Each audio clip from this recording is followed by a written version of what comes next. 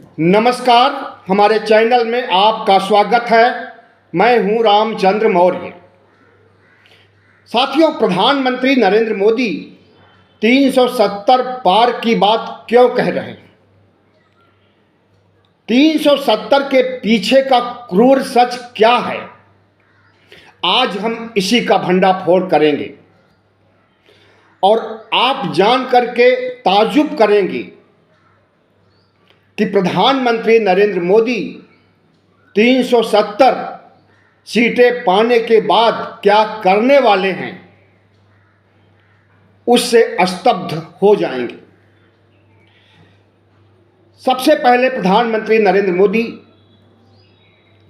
15 अगस्त 2023 को लाल किले से कहते हैं कि हम फिर अगली बार 2024 में लाल किले पर भाषण देने आ रहे हैं, यानी 2024 को हम जीतने जा रहे हैं। उनका आत्मविश्वास इतना ज़्यादा था कि उन्होंने लाल किले से मुनादी कर दी 2024 के लोकसभा चुनाव में अपने जीत की। सिर्फ वहीं तक नहीं रुके, बल्कि संसद भवन में लोकसभा राज्यसभा अधिवेशन के दौरान भी उन्होंने 400 पार और 370 पार की गारंटी दिया और कहा कि यह मोदी की गारंटी है कि हम 370 पार और 470 पार ला रहे हैं और तीसरी बार शपथ लेने जा रहे हैं। तो इसके पीछे का सबसे बड़ा क्रूर सच यही है कि संविधान को बदलने के लिए 2/3 आंकड़े होना जरूरी है और 2/3 आंकड़े बैठते हैं अगर 363 सीटें पा जाएं तब। तो 363 पा करके संविधान के मूलभूत ढांचे को बदलने का अधिकार मिल जाएगा इन्हें। इसलिए 370 की बात कर रहे हैं, 363 की बात नहीं कर रहे हैं, बल्कि 370 यानी 363 से भी 7 ऊपर की बात कर रहे हैं प्रधानमंत्री नरेंद्र मोदी भारतीय जनता पार्टी के लिए। और 400 पार की बात कर रहे हैं एनडीए, यानी इनके जो 38-39 घटक दल हैं एनडीए के, उनके लिए 400 पार की बात कह रहे हैं। लेकिन प्रधानमंत्री नरेंद्र मोदी संविधान के मौलिक स्वरूप को बदलने के लिए जितना उतावले हैं और जिस 370 की बात कह रहे हैं, 370 आज़ादी के बाद सिर्फ दो बार 370 सीटें मिली हैं। 1957 में जब दूसरी बार लोकसभा का चुनाव हुआ था तो 371 सीटें आई थी। उसके बाद 370 सीटें नहीं आई हैं। लेकिन 1984 में जब इंदिरा गांधी की हत्या की गई थी तो उस समय 404 सीटें कांग्रेस की आई थी। तो उस 404 के आंकड़े को पार करने के लिए एनडीए की बात कह रहे हैं कि 400 पार एनडीए लाएगा और 370, इसलिए ताकि संविधान को बदल सके। घटक दल संविधान को के मूलभूत ढांचे को बदलने के लिए साथ देंगे या नहीं देंगे, इस पर प्रधानमंत्री नरेंद्र मोदी को विश्वास नहीं है कि हो सकता है कि घटक दल समर्थन न करें। इसलिए भारतीय जनता पार्टी को 370 सीटें जरूरी हैं। और दूसरी बात, जनता में ऐसी अफवाह फैला देना चाहते हैं कि लोग यह बात न करें कि भारतीय जनता पार्टी जीतेगी या हारेगी। लोग यह सवाल पूछें कि भारतीय जनता पार्टी 370 से ज़्यादा पा सकती है या 370 से कम पाएगी। और जैसा भी होगा 272 का आंकड़ा तो पा ही लेंगे। अगर 370 नहीं मिलेगा तो 272 तो मिल ही जाएगा, जो जादुई आंकड़ा होता है। 272 सीटें पाने के बाद कोई भी पार्टी सरकार बना सकती है। तो प्रधानमंत्री नरेंद्र मोदी की इस गारंटी की हवा निकाला है जयराम रमेश ने, जो कांग्रेस के वरिष्ठ नेता हैं, कांग्रेस के प्रवक्ता हैं। उन्होंने कल कहा कि प्रधानमंत्री नरेंद्र मोदी 400 पार 370 पार की गारंटी नहीं दे रहे हैं, बल्कि वह विपक्ष को खत्म करने की गारंटी दे रहे हैं। लेकिन जो प्रधानमंत्री की नीतियां हैं, जो प्रधानमंत्री का भावी कार्यक्रम है, उसमें न सिर्फ विपक्ष को खत्म करने की जद्दोजहद चल रही है, बल्कि संविधान और लोकतंत्र को भी खत्म करने के लिए भरसक प्रयास किया जा रहा है। और इस बात को हम नहीं कह रहे हैं, कांग्रेस प्रमुख मल्लिकार्जुन खड़गे कम से कम 3 बार ऐसा कह चुके हैं प्रेस के सामने कि अगर 2024 में प्रधानमंत्री नरेंद्र मोदी की जीत होती है तो 2029 में 2034 में लोकसभा चुनाव नहीं होंगे, देश में राजतंत्र आ जाएगा, संविधान खत्म हो जाएगा और 2025 तक भारत को हिंदू राष्ट्र घोषित कर दिया जाएगा। क्योंकि 2025 में आरएसएस के 100 साल पूरे हुए हैं और आरएसएस का गठन ही इसीलिए किया गया था, इस देश को हिंदू राष्ट्र बनाने के लिए। तो 98 सालों तक सफलता नहीं मिल सकी है, लेकिन आने वाले साल 1.5 साल में प्रधानमंत्री नरेंद्र मोदी को लगता है कि हम हिंदू राष्ट्र के लक्ष्य को प्राप्त कर लेंगे। आरएसएस को भी लगता है कि हम हिंदू राष्ट्र के लक्ष्य को प्राप्त कर लेंगे। तो प्रधानमंत्री नरेंद्र मोदी ऐसे ही नहीं 370 और 400 पार की बात कह रहे हैं, वह एक माहौल बनाना चाहते हैं, अफवाह फैलाना चाहते हैं और एक नैरेटिव गढ़ना चाहते हैं, ताकि लोगों के अंदर एक मनोवैज्ञानिक सोच पैदा हो कि भारतीय जनता पार्टी तो जीत ही रही है और जो जीत रही है उसे ही जिताया जाए, इंडिया और विपक्षी दल को क्यों जिताया जाए। अपने मताधिकार का उपयोग उसकी तरफ किया जाए जो सत्ता में आ रहा है।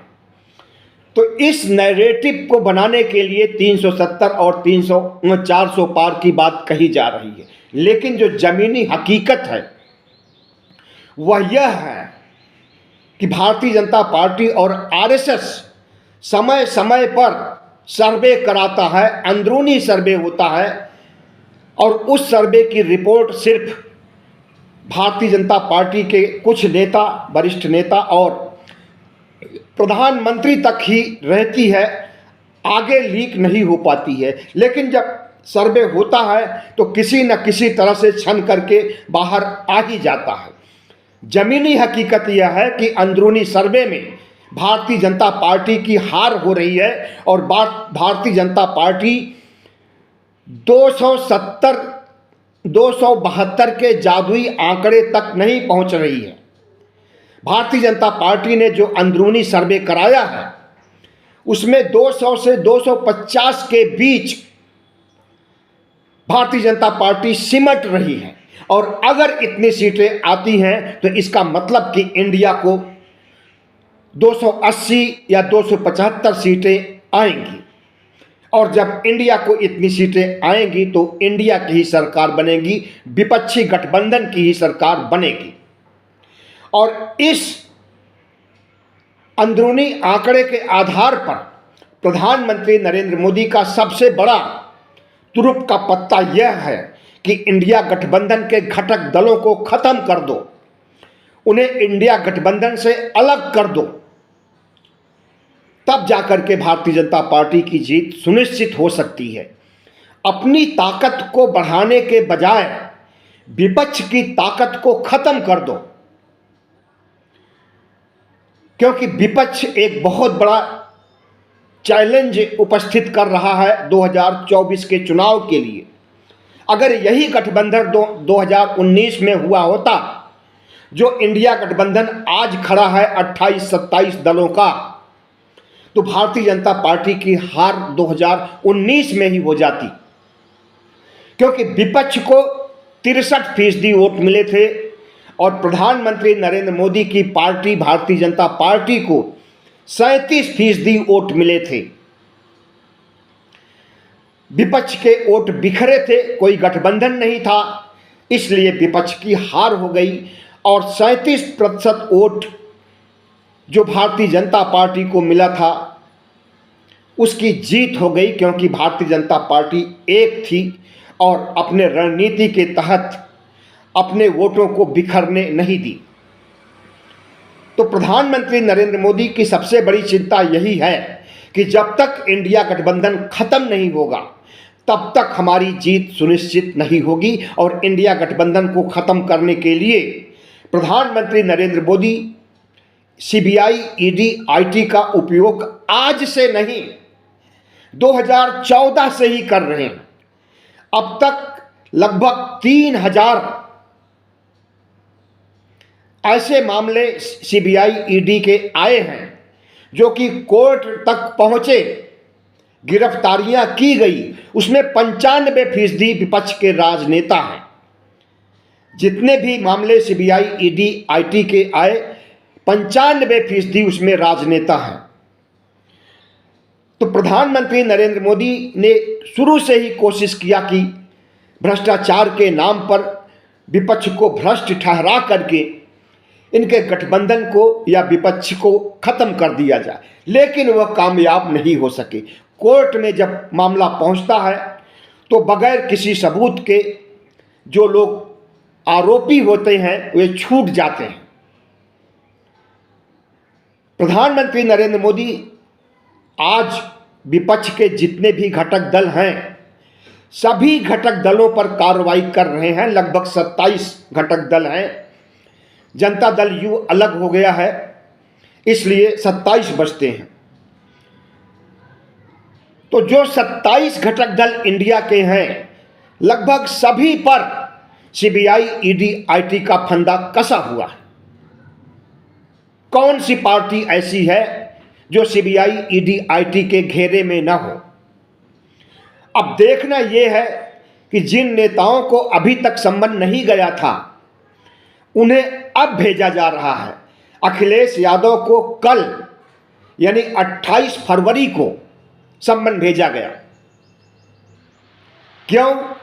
खनन मामले को, जो कि 13 साल पुराना मामला है, 2012 से लेकर के 17 तक समाजवादी पार्टी की उत्तर प्रदेश में सरकार रही है और इसी बीच खनन मामला का घपला सामने आया था और 2019 में सीबीआई ने केस दर्ज किया था। 2019 में सीबीआई ने केस दर्ज किया और 2024 में सम्मन भेजा जा रहा है अखिलेश यादव को गवाही देने के लिए कि आइए और गवाही दीजिए, और अगर गवाही में कोई गलती या कुछ उल्टा सीधा पकड़ा गया तो तुरंत गिरफ्तारी हो जाएगी। तो जैसे चुनाव नज़दीक आ रहा है सभी विपक्षी दलों पर नकेल कसने के लिए सीबीआई, ईडी, आईटी का खुला दुरुपयोग कर रहे हैं प्रधानमंत्री नरेंद्र मोदी। लेकिन अखिलेश यादव ने जिस तरह से चुनौती दिया है भारतीय जनता पार्टी को और भारतीय जनता पार्टी के मिशन 80 को फेल कर दिया है और दावा किया है कि हम सीबीआई के इस आरोप को नकारते हैं, हम कोई गवाही देने नहीं जाएंगे, हम भारतीय जनता पार्टी के चाल चरित्र चेहरे को जानते हैं, किस मकसद से ये भेजा गया है, डरवाने के लिए। हम डरने वाले नहीं हैं।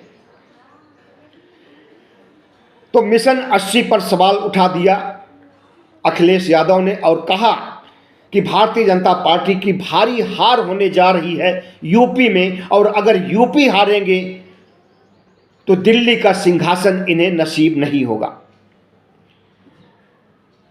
झारखंड में जो कुछ हुआ आपने देखा ही कि एक चुने हुए मुख्यमंत्री को ईडी ने जेल भेज दिया है। उसके ऊपर जो आरोप लगाया गया है, अभी उस आरोप पत्र को अदालत में पेश भी नहीं किया गया और ईडी को इतना अधिकार दिया गया है कि संदेह के आधार पर किसी को गिरफ्तार कर लीजिए, जेलों में ठूंस दीजिए और जब तक उसके ऊपर मुकदमा न चल जाए और आरोप मुक्त न हो जाए, मुकदमे में उसकी जीत न हो जाए, तब तक वो जेल में रहेगा। इसी का फायदा उठा रहे हैं प्रधानमंत्री नरेंद्र मोदी और इसी कड़े कानून की वजह से हेमंत सोरेन को जेलों में ठूसा गया है और 100% गारंटी दी जाती है कि वे बेदाग लौटेंगे, लेकिन कब लौटेंगे कुछ नहीं कहा जा सकता।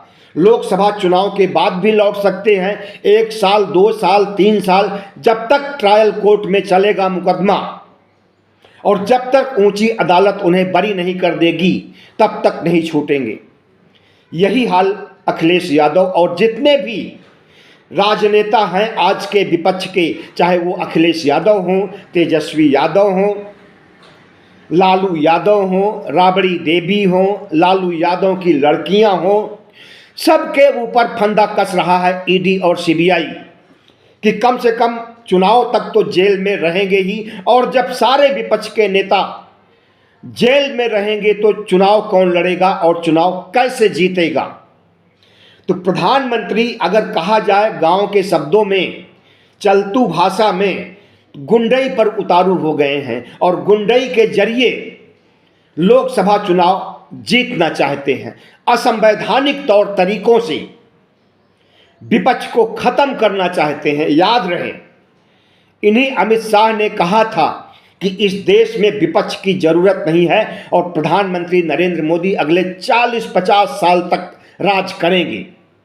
जेपी नड्डा ने भी बिहार जाकर के यही बात कही थी कि अब विपक्ष की जरूरत नहीं है। प्रधानमंत्री नरेंद्र मोदी सालों साल, 40 साल से ज़्यादा राज करेंगे अकेले। तो क्या ये असंवैधानिक भाषण नहीं है? और अगर असंवैधानिक भाषा है तो इनके खिलाफ कार्रवाई क्यों नहीं की गई? भारतीय जनता पार्टी तो इनके खिलाफ कार्रवाई करेगी नहीं। भारतीय जनता पार्टी तो एक अपराधी को,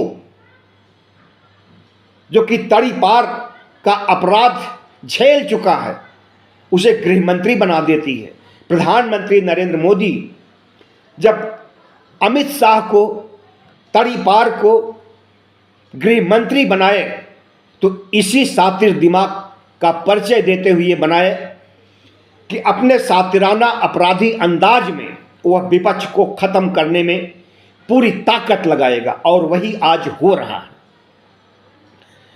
तो प्रधानमंत्री नरेंद्र मोदी जिस रास्ते पर चल रहे हैं, वे न सिर्फ विपक्ष को खत्म करेंगे, संविधान को खत्म करेंगे। संविधान को खत्म करने का फतवा 15 अगस्त को ही जारी कर दिया गया था, जिस दिन प्रधानमंत्री ने 2024 जीतने की बात लाल किले से कही थी। उधर लाल किले से 24 जीतने की बात कर रहे थे और इधर प्रधानमंत्री कार्यालय के प्रमुख सलाहकार विवेक देबोराय 15 अगस्त के दिन ही मिंट अखबार में लेख लिखते हैं और यह लिखते हैं कि संविधान की अब जरूरत नहीं है, संविधान को अपडेट करना है, संविधान को बदलना है।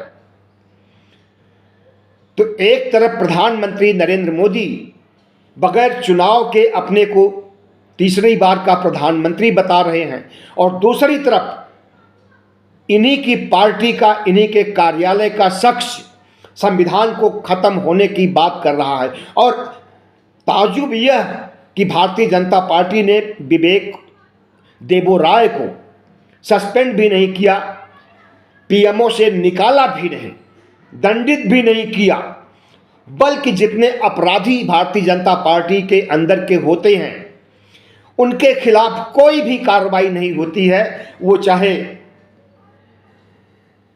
महिला खिलाड़ियों के साथ गंदा काम करने वाला ब्रजभूषण शरण हो, वो चाहे विवेक देबोराय हो और तमाम ऐसे नेता हैं जो कि अपराधी प्रवृत्ति के होने के बावजूद, अपराधों में संलग्न होने के बावजूद उन्हें प्रमोट किया जाता है। अगर कोई सांसद असंवैधानिक भाषा बोलता है, हेट स्पीच बोलता है, गलत बयानी करता है और जनता को गुमराह की कोशिश करता है, तो उसे मंत्री बना दिया जाता है। और अगर वो राज्य मंत्री होता है तो उसे कैबिनेट मंत्री बना दिया जाता है। याद कीजिए, अनुराग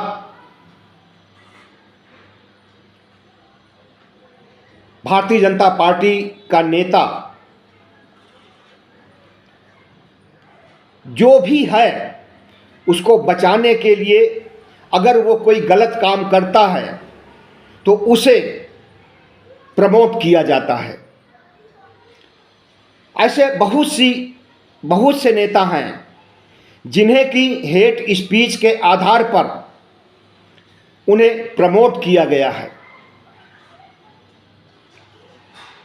तो भारतीय जनता पार्टी के नेता अमित शाह कहते हैं कि हम जहां चुनाव जीत जाते हैं वहां तो सरकार बनाते ही हैं, लेकिन जहां हार जाते हैं वहां भी बनाते हैं। और इसका प्रयोग उन्होंने कर्नाटक में किया और मुंह की खानी पड़ी DK शिव कुमार के मैनेजमेंट से। आज की तिथि में कांग्रेस की सरकार कर्नाटक की नहीं होती अगर DK शिव कुमार समय से नहीं पहुंच जाते और भारतीय जनता पार्टी के फार्मूले को नहीं अपनाते, तो वो सरकार गिर गई होती और वहां ऑपरेशन लोटस काम कर गया होता। इसी तरह से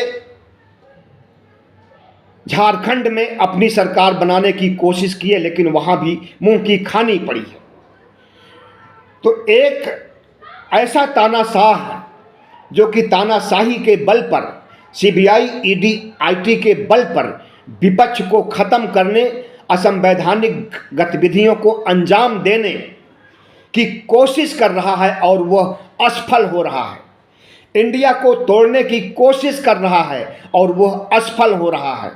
वो चाहे अरविंद केजरीवाल हो, वो चाहे अखिलेश यादव हो, वो चाहे हेमंत सोरेन हो, तेजस्वी यादव हो, तमाम ऐसे नेता हैं जो आज खुला चैलेंज दे रहे हैं प्रधानमंत्री नरेंद्र मोदी को कि हम इंडिया गठबंधन को नहीं छोड़ेंगे, भले ही हमें जेल में भेज दीजिए। लेकिन जेल में सारे नेताओं को नहीं भेज सकते हैं, क्योंकि इतनी फदीहत होगी चुनाव के वक्त कि प्रधानमंत्री को के खिलाफ जनता उठ खड़ी होगी और इन्हें हरा देगी। बहुत बहुत धन्यवाद। हमारे चैनल को सब्सक्राइब कीजिएगा, लाइक कीजिएगा और शेयर कीजिएगा।